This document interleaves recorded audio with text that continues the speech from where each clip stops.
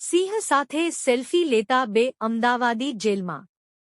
ખાંભામાં રસ્તા વચ્ચે બેઠેલા સિંહની પજવણી કરી, ગાડીની લાઇટો કરી સતત હોર્ન માર્યા, એક શખ્સે નજીક જઈ સિનસપાટા માર્યા। પ્રાપ્ત વિગત મુજબ અમરેલી જિલ્લામાં સિંહોની સંખ્યા સતત વધી રહી છે, જેથી સિંહો જંગલ વિસ્તાર છોડી ગ્રામ્ય વિસ્તારમાં લટાર મારી રહ્યા છે, તો બીજી તરફ વન્ય પ્રાણીની પજવણી કરવાની ઘટનાઓ પણ વધી રહી છે, જેના વીડિયો અવારનવાર સોશિયલ મીડિયામાં વાયરલ થઈ રહ્યા છે। ત્યારે સિંહ સાથે સેલ્ફી લેવાનો અને સિંહની પજવણી કરવાનો વધુ એક વીડિયો વાયરલ થયો છે। વન વિભાગે સિંહની પજવણી કરનાર અમદાવાદના બે શખ્સોને ઝડપી લીધા છે। આ વાયરલ વીડિયોમાં શું જોવા મળ્યું?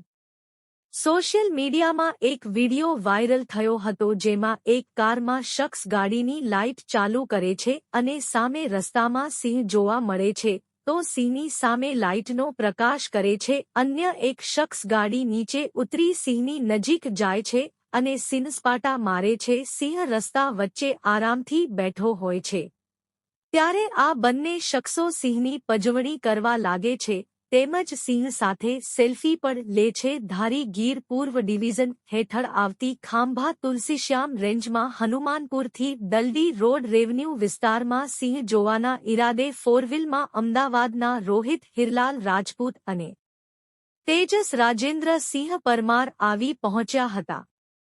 આ દરમિયાન રસ્તા વચ્ચે સિંહને બેસેલો જોઈ ગાડીની હેડ લાઇટનો પ્રકાશ કરી હોર્ન વગાડી સિંહની નજીક ગાડી લઈ ગયા હતા।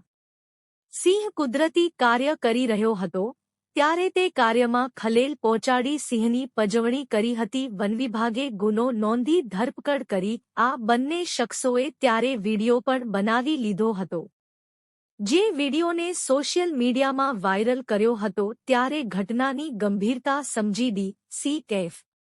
રાજદીપસિંહ ઝાલા દ્વારા વન વિભાગને સૂચના આપી હતી, જેથી ખાંભા તુલસી શ્યામ રેન્જની ટીમ દ્વારા તપાસ કરી બંને ઇસમની ધરપકડ કરી વન્યપ્રાણી સંરક્ષણ અધિનિયમ 1972ની કલમ નંબર 9 મુજબ ગુનો નોંધી કાયદેસરની કાર્યવાહી હાથ ધરી કોર્ટ સમક્ષ આજે રજૂ કરી રિમાન્ડની માંગ કરી હતી। ખાંભા રેન્જ વન વિભાગ દ્વારા આરોપીને પકડવામાં સફળતા મળી છે। આરએફઓ જ્યોતિ વાજા, આરએફઓ રાજલ પાઠક સહિત વન વિભાગને સફળતા મળી છે।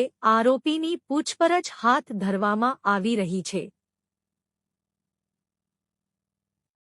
કેટલા લોકો અહીં આવ્યા હતા? અન્ય વીડિયો છે કે કેમ? તે અંગે તપાસનો ધમધમાટ શરૂ કરવામાં આવ્યો છે। અમારી તમામ માહિતીથી અપડેટ રહેવા માટે જોડાયેલા રહો કેડી ન્યૂઝ સાથે।